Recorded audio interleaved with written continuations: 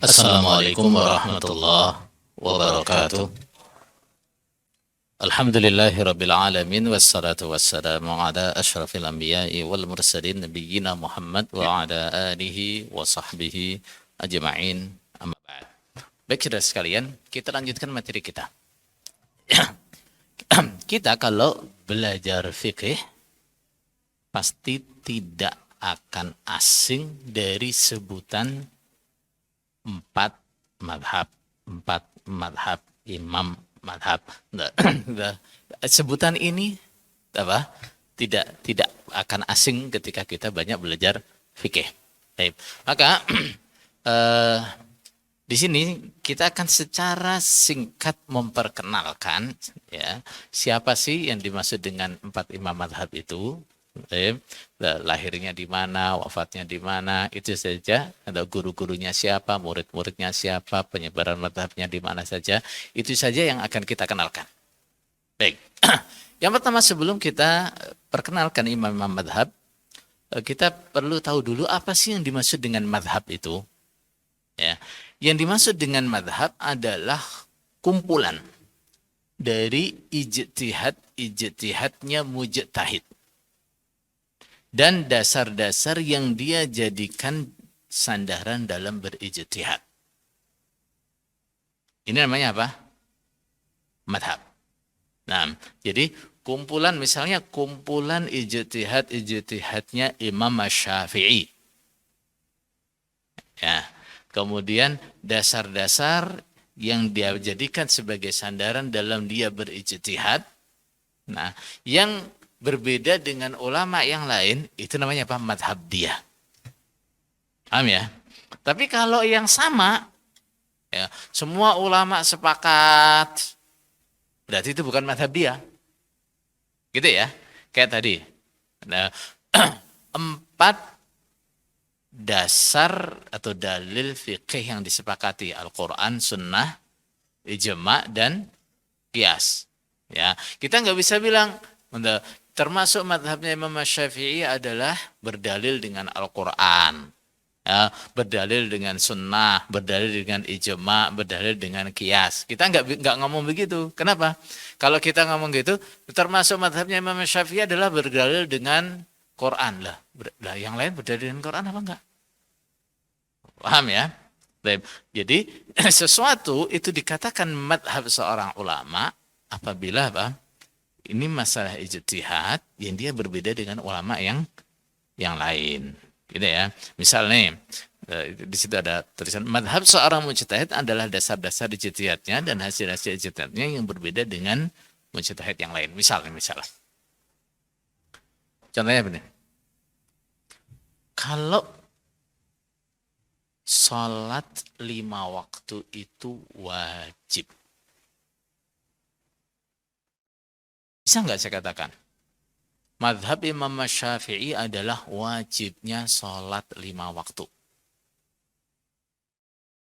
Benar nggak? Enggak. Kenapa?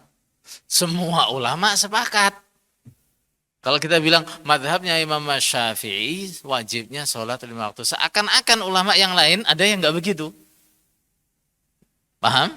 Nah, tapi yang bisa disebut dengan madhab seperti apa misalnya? Misal. Membaca sholawat dalam apa? Ketika duduk tahiyat terakhir. Dalam madhab Imam Syafi'i itu adalah sunnah. Ulama yang lain madhabnya itu adalah wajib bahkan rukun. Nah, ini yang disebut madhab adalah seperti ini. Baik, nah sehingga nanti ya ketika kita mengaji kitab-kitab fikih dengan madhab Abu Hanifah, madhab Imam Malik atau madhab Syafi'i, madhab Imam Ahmad, nah nanti yang kita sebut sebagai madhab dia bukan dalam apa namanya seluruh isi kitab itu adalah madhab dia, gitu ya. Nah, yang dikatakan sebagai madhab dia adalah hasil-hasil ijtihad dia. Nah, yang berbeda dengan ulama yang lain. Paham ya? Baik. Nah, terus yang perlu kita pahami juga bahwa perbedaan di antara fuqaha, ya, misal 4 imam madhab yang kita kenal ini tidak terdapat dalam masalah-masalah yang pokok. Ya, tidak terdapat dalam masalah-masalah yang pokok. Nah, perbedaan itu terdapatnya dalam masalah-masalah furu'. Masalah-masalah apa? Furu'. Nah, sehingga bagi kita mau belajar fikih dengan madhab Hanafi, madhab Maliki, madhab Syafi'i, atau madhab Hambali, nggak ada masalah. Tidak ada masalah. Nah, kenapa? Walaupun ada perbedaan di antara 4 madhab ini, tidak ada perbedaan yang sifatnya fundamental, nggak ada. Ini keutamaan umat Nabi Muhammad Sallallahu Alaihi Wasallam. Baik ya, itu sekilas saja. Kemudian kita mulai mengenal imam madhab yang pertama. Kita mulai dari yang paling tua, yaitu Imam Abu Hanifah. Nama lengkap beliau siapa? Abu Hanifah itu kunyahnya. Namanya An-Nu'man bin Thabit Al-Kufi. An-Nu'man bin Thabit Al-Kufi. Itu nama lengkapnya. Baik. Beliau lahir di Kufah tahun 80 Hijriah. Nah, sehingga beliau ini sempat melihat beberapa orang sahabat seperti Anas bin Malik. Beliau pernah melihat, tapi tidak ada riwayat yang sahih riwayat beliau yang sahih dari sahabat, nggak ada. Ya, tapi sempat melihat beberapa orang sahabat, menjumpai. Nah, makanya Imam Abu Hanifah ini adalah imam madhab yang beliau adalah dari generasi tabi'in. Dari generasi tabi'in. Baik. Wafat di Baghdad juga pada tahun 150 Hijriah. Itu masa beliau antara tahun 80 sampai 150 Hijriah. Baik. Singkat saja. Kemudian siapa guru-guru beliau? Imam Abu Hanifah itu gurunya ribuan. Nah, kita ambil beberapa gurunya yang paling terkenal saja. Baik. Yang pertama Atha bin Abi Rabah. Nah, yang kemarin sama Ustadz sempat disinggung itu. Itu adalah salah satu gurunya Abu Hanifah. Tawus bin Kaisan. Nah, Asy-Sya'bi. Ini kibarut tabi'in, ini semua. Kibarut tabi'in. Ya, tabi'in senior. Baik. Kemudian satu guru yang beliau belajar paling lama adalah yang saya sebut terakhir, yaitu Hammad bin Abi Sulaiman. Nah, Abu Hanifah belajar kepada Hammad bin Sulaiman ini sampai 20 tahun. Mondoknya ke Hammad bin Abi Sulaiman 20 tahun. Masya Allah. Nah, baik. Kemudian siapa saja yang pernah berguru kepada Abu Hanifah? Nah, saya sebutkan murid-murid utamanya. Yang pertama adalah Abu Yusuf. Nah, namanya Ibrahim bin Yaqub Al-Qadhi. Yang kedua adalah Muhammad bin Hasan Asy-Syaibani. Yang ketiga adalah Zufar. 3 orang ini adalah termasuk tokoh utama dalam mazhab Hanafi. Nah, bahkan ketiganya ini juga termasuk yang aktif bersama dengan Imam Abu Hanifah menyusun kitab fikih. Baik. Kemudian yang terakhir tentang penyebaran madhabnya. Nah, di mana kira-kira kita akan jumpai orang-orang Islam belajar fikihnya dengan madhab Hanafi. Madhab Hanafi ini dalam dunia Islam termasuk atau bisa dikatakan madhab yang paling banyak penganutnya. Ada yang mengatakan sampai 50%. Nah, 50% orang Islam itu dengan madhab Hanafi. Nah, di mana saja? Asia Selatan, wilayah Asia Selatan, di Pakistan, India, Bangladesh, Sri Lanka, Maladewa, itu rata-rata di situ madhabnya Hanafi. Di Mesir bagian utara, nah, juga di situ dijumpai nah, orang-orang dengan madhab Hanafi. Nah, separuh wilayah Irak juga madhabnya Hanafi. Syria, Lebanon, Palestina, sebagian Palestina. Terus daerah Kaukasia seperti Chechnya, Dagestan. Nah, di situ madhabnya adalah madhab Hanafi. Baik. Kemudian yang berikutnya adalah Imam Malik. Saya singkat saja karena sudah mau habis waktunya. Nah, nama lengkap beliau adalah Malik bin Anas bin Malik bin Abi Amir Asy-Sya'bi. Jangan jumbuh ya, apa jumbuh itu? Rancu. Anas bin Malik yang di dalam nasabnya Imam Malik ini bukan Anas bin Malik khadimu Rasulullah sallallahu alaihi wasallam, bukan. Baik. Beliau lahir di Madinah tahun 93 Hijriah. Baik. Kemudian wafat juga di Madinah tahun 179 Hijriah. Baik. Berguru kepada siapa saja? Di antaranya adalah Ibnu Hurmuz, Nafi' Maula bin Umar. Berarti Imam Malik ini cucu muridnya siapa? Ibnu Umar. Ya. Nah, Nafi' itu murid bekas budak sekaligus muridnya Ibnu Umar. Imam Malik adalah muridnya Nafi'.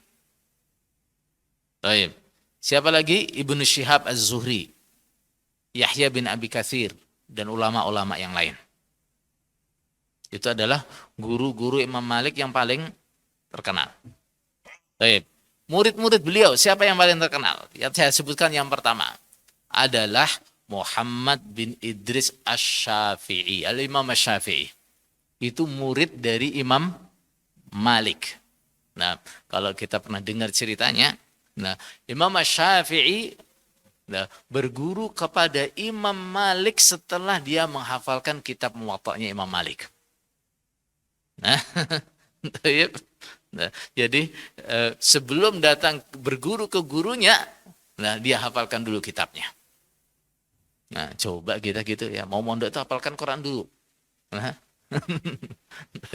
kurikulum mondok sini apa aja sih? Tak hafal nih disik baru berangkat mondok gitu.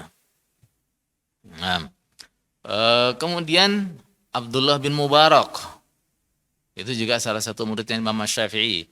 Abdurrahman bin Mahdi, Abdurrahman bin Al-Qasim, masuk dalam salah satu riwayat beliau juga sempat banyak diskusi atau belajar kepada muridnya Abu Hanifah, yaitu Abu Yusuf. Nah, kemudian penyebaran madhabnya satu di wilayah Mesir, Andalusia, Irak, Maroko, terus termasuk mayoritas wilayah Afrika. Itu madhabnya madhab Maliki. Nah, terus di Jazirah Arab, madhab Maliki itu menjadi madhab resmi kerajaan Uni Emirat Arab. Nah, madhabnya adalah madhab Maliki. Nah, beberapa wilayah Syam dan beberapa daerah Hijaz juga bermadhab Maliki. Baik. Kemudian yang ketiga adalah Imam Syafi'i. Nama lengkapnya Abu Abdullah Muhammad bin Idris bin Abbas Asy-Syafi'i Al-Qurashi. Nah, orang Quraisy. Beliau lahir di Gaza, Palestina. Nah, tahun 150 Hijriah. Wafat tahun 204 di Mesir. Nah, beliau pernah berguru kepada siapa saja? Tadi siapa? Imam Malik, Laits bin Sa'ad, Mutarrif bin Mazin. Mazin itu salah satu putranya Syekh Aziz, ini namanya Mazin. Nah, termasuk Al-Auza'i, Waqi' bin Jarrah. Nah, kalau kita sering apa? Dengar kisahnya Imam Syafi'i bersama dengan siapa? Waqi' bin Jarrah. Apa itu? Syaqautu ila waqi'in su'a hifdhi fa arsyadani ila tarkil ma'asi. Nah, aku pernah mengadu kepada Waqi', nah, kenapa hafalanku buruk? Nah, fa arsyadani ila tarkil ma'asi. Dia mengarahkanku untuk meninggalkan maksiat. Baik. Kemudian yang pernah berguru kepada Imam Syafi'i siapa saja? Yang pertama yang paling terkenal adalah Imam Ahmad bin Hanbal. Ini murid sekaligus apa namanya? Bestinya. Masya Allah.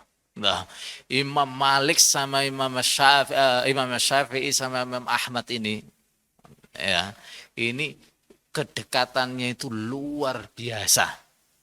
Sampai-sampai nah, Imam Syafi'i pernah sakit gara-gara apa?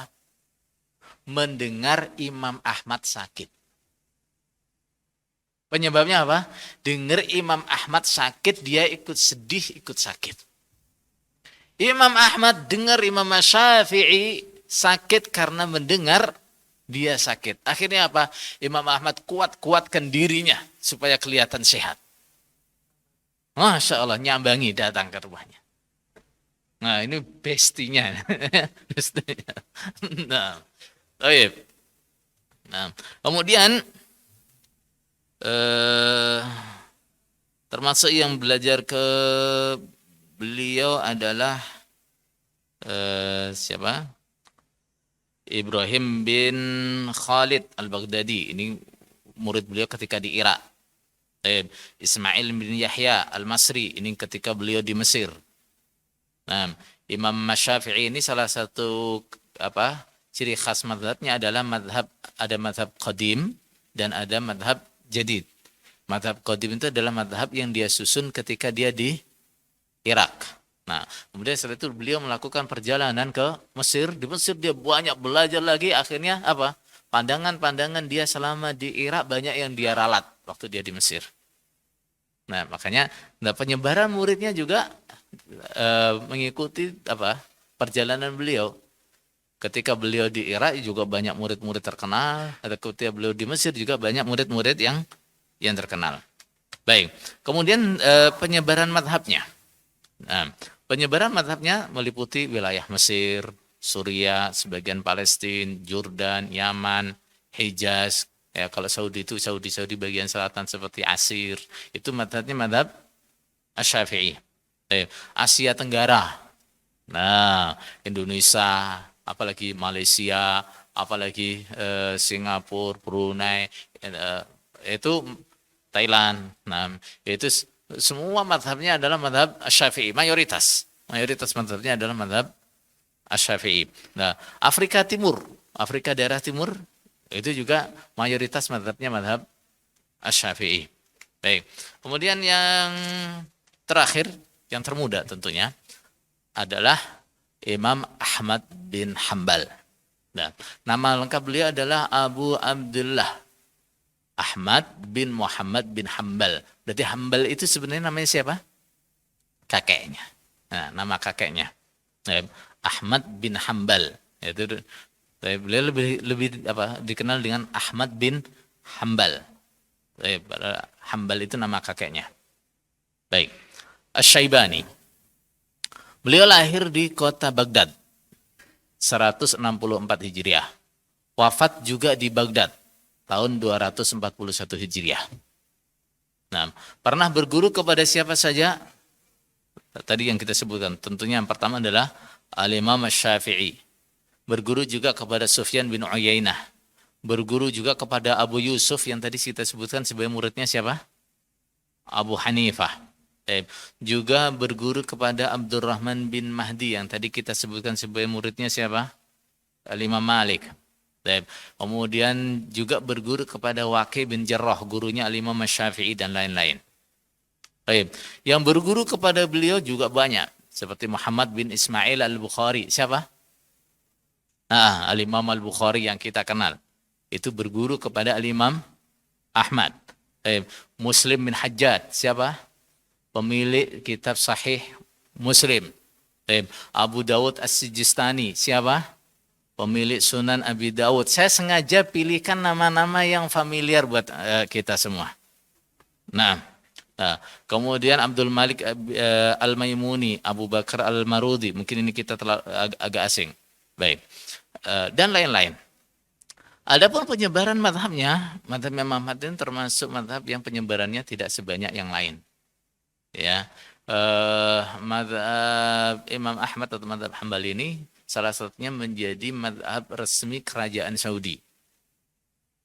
Kemudian Irak, Mesir dan beberapa tempat yang lain. Nah, belakangan penyebaran madhab Hambali juga agak meluas karena apa?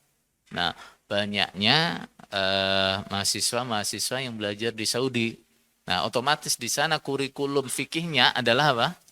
Nah, adalah Hambali. Nah, itu juga mempengaruhi penyebaran madhab Hambali untuk era sekarang. Nah, termasuk saya. Nah, termasuk saya. Baik. Ini penting Bu untuk kita ketahui ya. Artinya, nah, ilmu itu ya urut-urutannya itu jelas. Orang itu dikenal, kalau dia dikenal sebagai ahli ilmu atau ulama besar itu pasti jelas. Dia belajar kepada siapa, murid-murid dia siapa, itu pasti jelas. Nah, kalau ada orang dicitrakan dia itu ulama besar, apalagi diklaim putra terbaik Indonesia gitu ya. Nah, ini pastinya ya begitu juga. Dia berguru kemana saja. Terus bekasnya setelah dia jadi ulama itu, murid-murid hasil didikan dia itu mana? Itu aja. Nah, ada enggak? Ya, nah, murid-murid dia itu yang misalnya apa? Nah, juga jadi ulama besar. Nah, kalau ada ya berarti memang gurunya dulu orang top. Nah, gambaran ringan aja ya. Nah, kemarin kita ada beberapa tampilan apa itu? Murattal. Nah, yang kalau murid-muridnya Syekh Khalil khas kan, lagu bacaannya enak-enak, suaranya merdu, itu khas murid-muridnya Syekh Khalil. Kenapa? Gurune yang ngono kuwi. Gitu. Sing khas al-wahah ya sing ngono kuwi. Nah, artinya apa? Murid itu yang menggambarkan gurunya itu kayak apa. Nah, itu ya. Baik. Jadi imam-imam tokoh-tokoh madhab ini rata-rata mereka adalah apa? Orang-orang yang berguru kepada tokoh-tokoh ulama dan menjadi tempat bergurunya tokoh-tokoh ulama. Dan yang lebih istimewa lagi, mereka ini adalah termasuk 3 generasi yang disanjung oleh Rasulullah Sallallahu Alaihi Wasallam. Nah, ketika Rasulullah mengatakan khairu ummati qarni, tsummal ladzina yalunahum, tsummal ladzina yalunahum, mereka masuk di situ. Nah, mereka masuk di situ. Mereka adalah generasi tabi'in. Nah, atau setidaknya atba'ut tabi'in.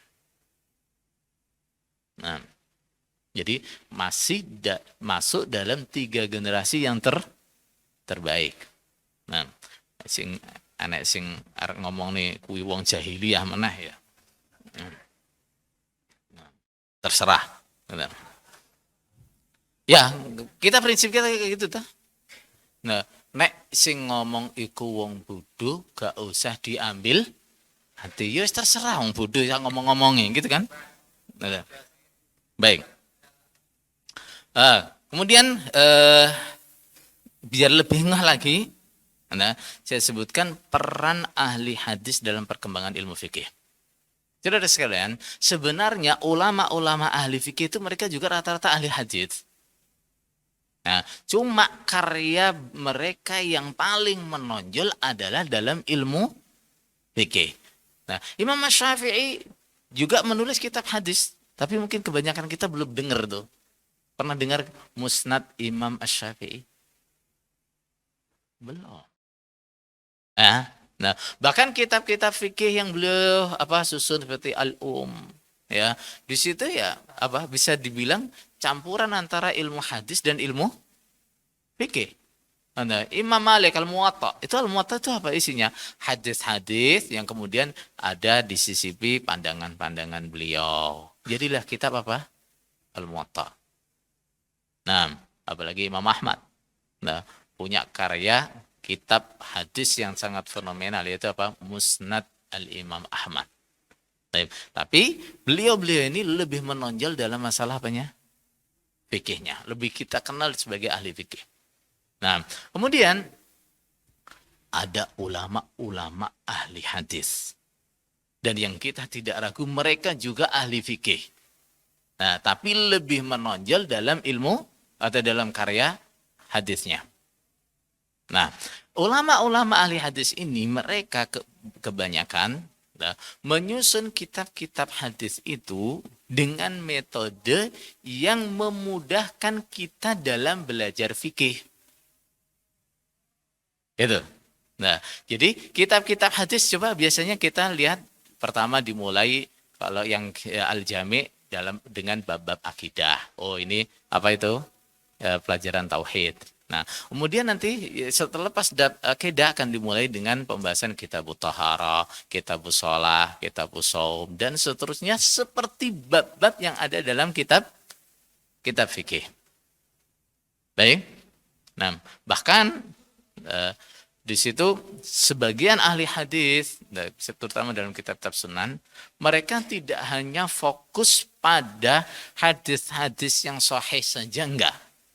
Nah, termasuk hadis-hadis yang dhaif, nah, yang di situ populer biasa disebut-sebut di kalangan fuqaha juga dia masukkan di babnya. Nah, bahkan ketika ada satu masalah yang populer pembahasannya di kalangan fuqaha tidak dia jumpai dalam bab ini kecuali hadis yang dhaif, dia juga masukkan dalam kitabnya. Baik. Nah, di antara ulama-ulama ahli hadis yang paling terkenal, nanti kita akan sebutkan 6 saja. Nanti kita agak molor dikit nggak apa-apa ya. Baik. Yang pertama adalah Muhammad bin Ismail Al-Bukhari. Baik. Beliau lahir tahun 194 Hijriah, wafat tahun 256 Hijriah. Baik. Berarti kalau tadi kita sebutkan beliau lebih senior atau lebih junior dengan 4 imam mazhab. Juniornya. Nah, juniornya. Nah, beliau tadi kita sebutkan adalah salah satu muridnya Imam Ahmad. Baik. Kitab beliau yang paling terkenal adalah Sahih Al-Bukhari. Tapi karya beliau tidak hanya ini. Puluhan bahkan ratusan. Kita cuma kenal apa? Sahih Al-Bukhari. Baik. Sahih Al-Bukhari. Nah, jumlah hadis yang ada di dalamnya adalah 7.397 hadis dengan pengulangannya. Ya, jadi kalau hadis dihitung dengan pengulangannya jumlahnya sampai 7.397 hadis. Kalau dihilangkan pengulangannya, nah itu tinggal 2.602. Kenapa banyak pengulangan-pengulangan ini? Nah, karena Imam Al-Bukhari ini dia akan membuat bab-bab yang semua bab-bab yang dibahas dalam ilmu-ilmu fikih, dia buat babnya semua. Sehingga hadis itu kadang-kadang satu hadis masuk ke dalam beberapa bab. Bab ini cantumkan hadis ini, bab ini juga masuk lagi, bab ini juga masuk lagi, sehingga hadisnya sampai kalau dihitung dengan pengulangannya 7.000 lebih. Nah, kitab ini seperti tadi disebutkan oleh Ustaz Abdul Aziz disusun oleh Al-Bukhari selama 16 tahun. Nah, dia pilih dari sedikitnya 600.000 hadis yang dia hafal. Nah, diperas, dideplok, keringan meneh malan. Nah, jadilah Sahih Al-Bukhari ini, Sahih Al-Bukhari. Dan beliau sangat berhati-hati. Beliau itu setiap akan menulis satu hadis, menyantumkan satu hadis dalam kitabnya itu beliau akan wudu, sholat istikharah, ya, kemudian beliau mantap baru ditulis. Makanya sampai butuh waktu berapa tadi?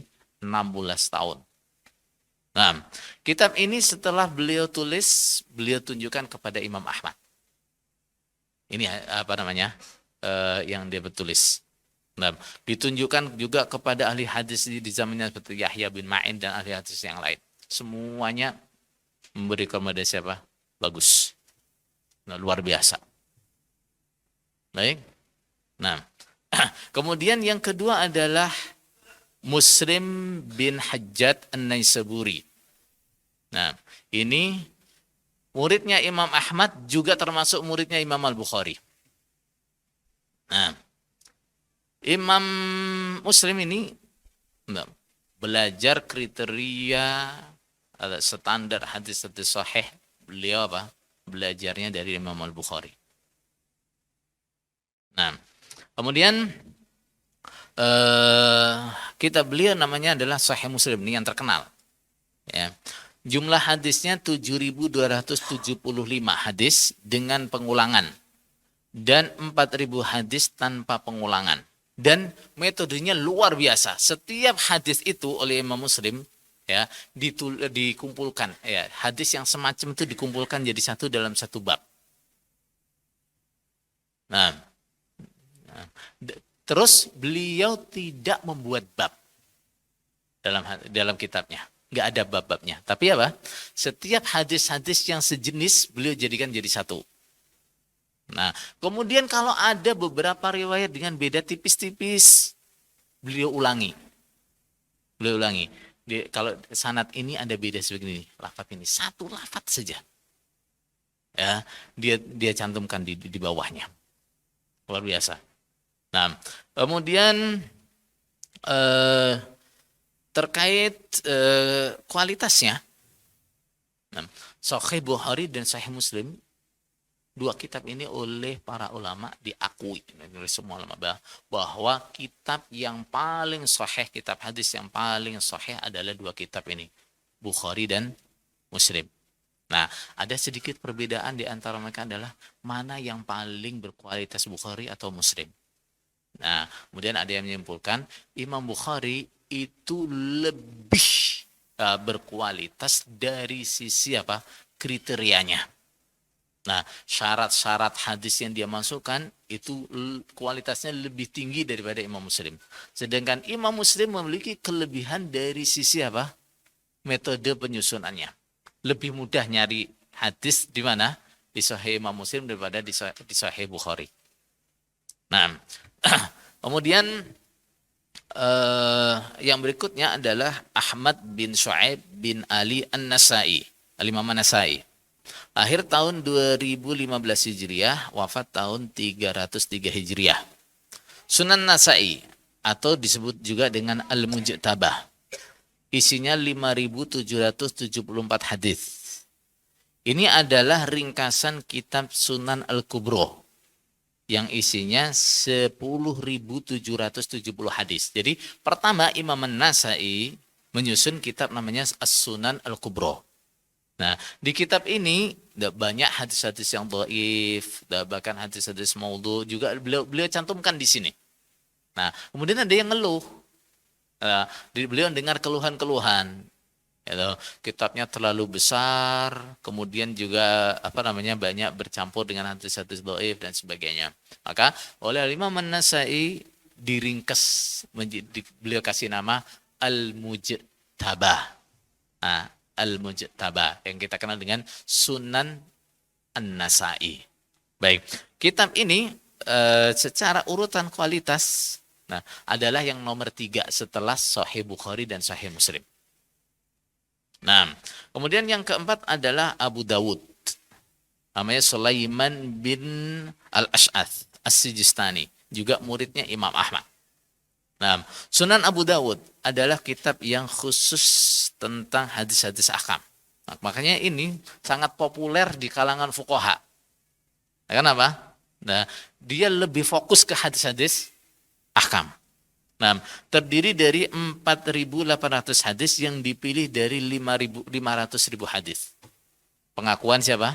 Penulis. Jadi dia menghafal 500.000 hadis, beliau pilih.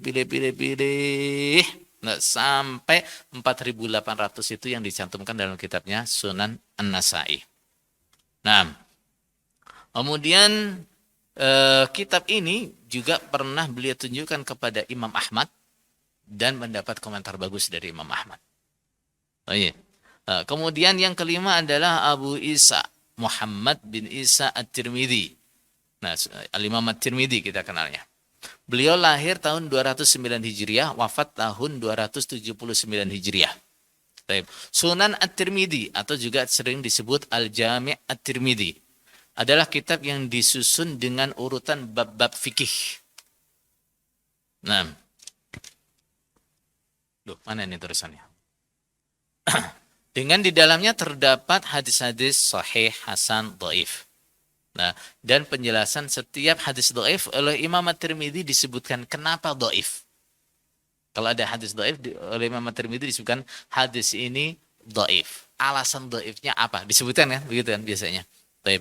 Dan istimewa lagi di dalam Sunan At-Tirmidzi ini biasanya At-Tirmidzi akan menyebutkan wal amalu ala hada inda aktsari ahli ilmi. Misalnya, hadis ini adalah hadis yang diamalkan atau dipraktekkan oleh mayoritas ahli ilmu. Dia tambahkan juga misalnya madhab ulama terkait dengan hadis ini. Nah, kalau Asy-Syafi'i mengatakan begini, dia cantumkan juga di situ. Nah, jadi banyak faedah-faedah yang terkait dengan ilmu hadis maupun faedah-faedah yang terkait dengan ilmu fikih ditambahkan oleh At-Tirmidzi di mana? Di kitab sunannya. Baik. Kemudian yang keenam adalah Abu Abdullah Muhammad bin Yazid bin Abdullah bin Majah. Tulisannya bisa ada yang mengatakan pakai H, ada yang mengatakan pakai tak bulat. Nah, Majah. Nah, kalau pakai H sukun Majah. Dan kalau pakai tak bulat Majata jadi isim ghairu munsharif. Baik. Beliau lahir tahun 209 Hijriah, wafat tahun 273 Hijriah. Sunan bin Majah adalah kitab yang disusun dengan urutan bab-bab fikih dengan jumlah hadis 4.341. Nah, kualitas kesahihannya di bawah 3 kitab sunan yang lain. Jadi ini di bawahnya Sunan An-Nasa'i, Sunan Abu Dawud, dan Sunan At-Tirmidzi. Nah, di dalamnya terdapat hadis-hadis mungkar dan ada sedikit juga hadis palsu. Nah, jadi karena dia apa? Kriteria dia lebih longgar. Persyaratan dia lebih longgar.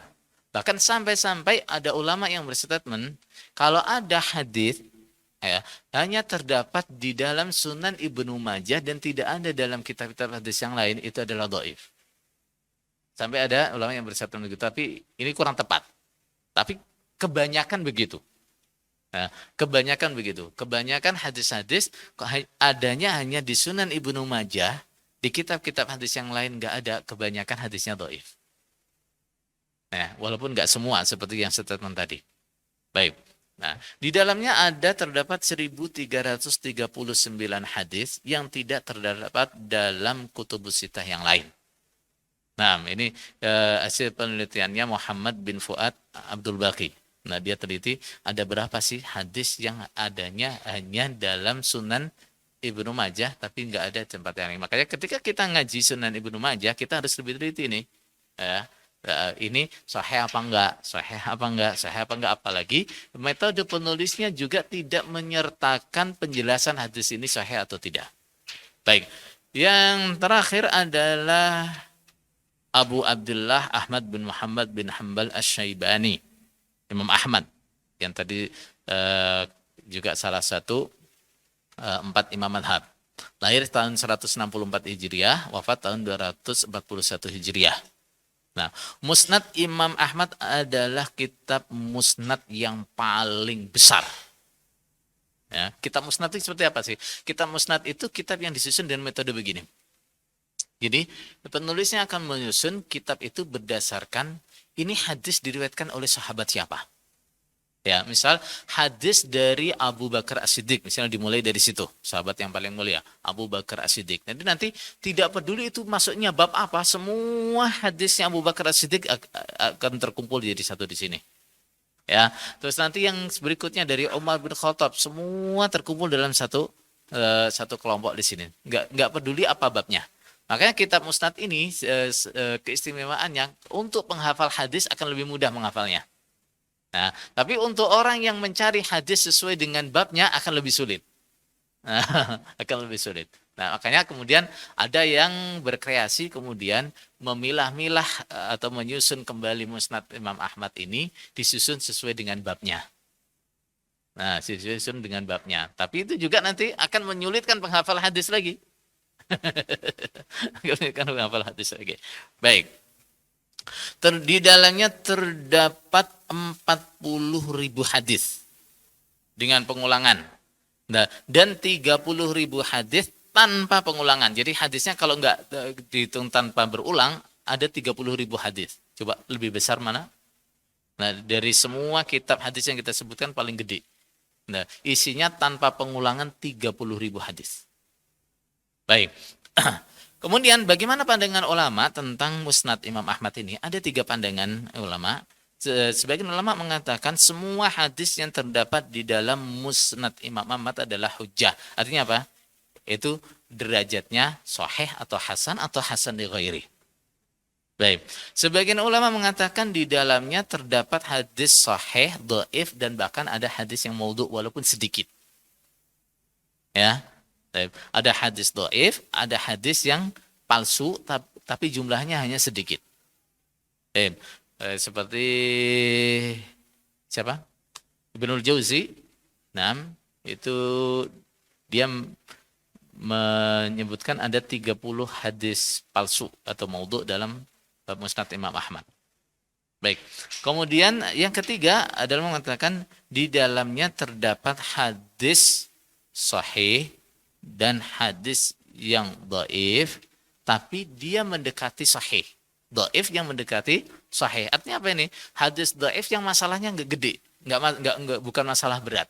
Nah, hadis-hadis seperti ini biasanya kalau ada jalur isnad yang lain bisa dikatakan hasan li ghairi. Nah, dan tidak terdapat hadis palsu di dalamnya. Baik. Kemudian ada ulama lagi yang merinci, ini sebenarnya ada sebabnya. Nah, seperti Ibnu Taimiyah mengatakan ini ada sebabnya. Sebabnya apa? Nah, sebabnya Musnad Imam Ahmad ini kan beliau kan anak-anaknya juga ulama-ulama nih, seperti Saleh, seperti Abdullah itu juga ulama terkenal ahli hadis. Nah, beliau ini juga melihat apa sih metode yang dipakai oleh bapak ini. Syarat-syarat yang dipakai oleh bapak itu apa sih? Nah, sehingga sepeninggalan bapaknya, beliau-beliau ini berinisiatif hadis-hadis yang belum ada di situ, yang beliau anggap ini sesuai dengan kriterianya Bapak ditambahkan. Nah, sehingga ulama-ulama menengarai hadis-hadis yang dhaif. Nah, itu adalah dari tambahan siapa? Soleh atau Abdullah. Baik saudara sekalian, insyaallah kajian kita sebutkan sudah lebih 20 menit. Tapi nggak apa-apa ya, saya tuan rumah kan ya. Baik, nah, ada kurang lebihnya saya mohon maaf yang sebesar-besarnya, dan sebagai tuan rumah yang pertama saya ucapkan terima kasih yang sebesar-besarnya, jazakumullahu khaira atas antusiasnya, Masya Allah di luar dugaan. Nah, di luar dugaan, Masya Allah, di luar perkiraan. Nah, kemarin itu waktu siang-siang menjelang asar itu panitia itu sempat kejut kok kayaknya cuma dikit banget ya gitu. Padahal dapur wis masak wakai gitu. Oh iya, ternyata begitu maghrib panitia ini sing kelabakan. Ternyata wong yang wakai. Alhamdulillah. Nah, itu yang pertama, kami mengucapkan terima kasih yang sebesar-besarnya. Yang kedua, mohon maaf yang sebesar-besarnya. Ya, karena ya ini hajatan yang pertama kali. Nah, dan langsung gede kayak gini. Nah, sementara kita juga belum terlatih ya, kemudian yes panitianya yes seadanya, gitu. Banyak hal-hal yang seharusnya ini bisalah apa namanya diperuntukkan atau disuguhkan buat peserta, tapi nggak kepikir sebelumnya. Itu yang pertama, sehingga banyak mungkin bapak-bapak sekalian mungkin wah harusnya begini lebih bagus, harusnya begini lebih bagus. Nah itu kita mohon maaf yang sebesar-besarnya, juga termasuk nih antara teman-teman, terutama teman-teman hijrah mungkin ya, aku datang dari jauh kok kayaknya dari kemarin sama tuan rumahnya dicueki ya. Nah, ya mungkin itu saya juga mohon maaf yang sebesar-besarnya dan mohon maklum karena yang datang banyak, jadi sing durung disalami sama yang sudah itu saya nggak tahu. Mana yang sudah saya salami, mana yang belum. Itu ya.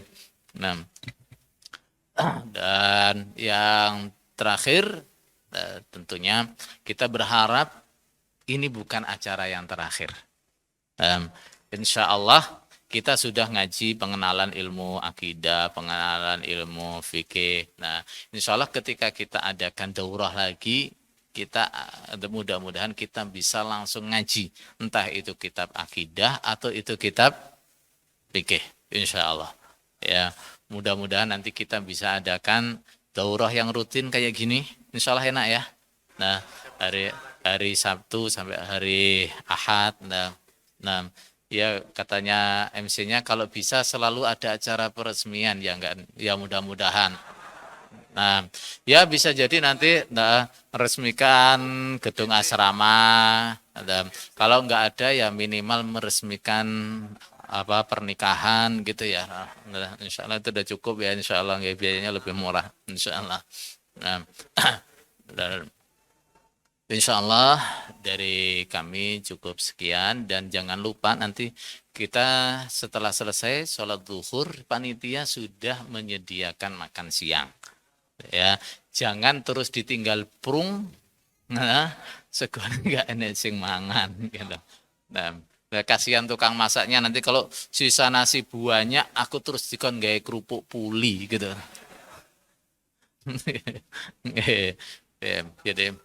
Jadi nanti setelah itu bapak-bapak yang mau nginep lagi di sini diterima dengan senang hati.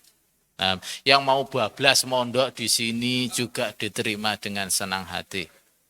Yang mau segera pulang didoakan mudah-mudahan lancar perjalanannya, tanpa ada halangan sampai di tempat tujuan. Dan yang memerlukan diantar, saya mau naik bis dari sana ya, ngubungi panitia.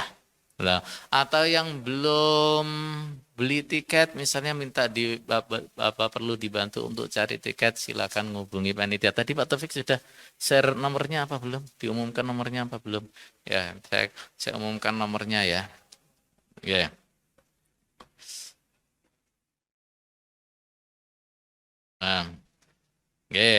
Silakan dihubungi Abu Nizar atau namanya Mas Abdurrahim, adik saya. Nomornya 0812 2351 7577. Nah, barangkali 0812 2351 7577. Ya, barangkali ada yang perlu bantuan, silakan menghubungi beliau. Atau yang perlu cari mantu lagi juga bisa hubungi beliau, istrinya baru satu. Jazakumullahu khairah. Insyaallah itu saja.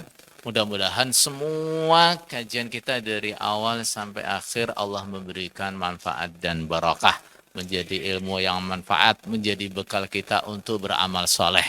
Ya, yang baru hijrah mudah-mudahan Allah memberikan keistiqomahan.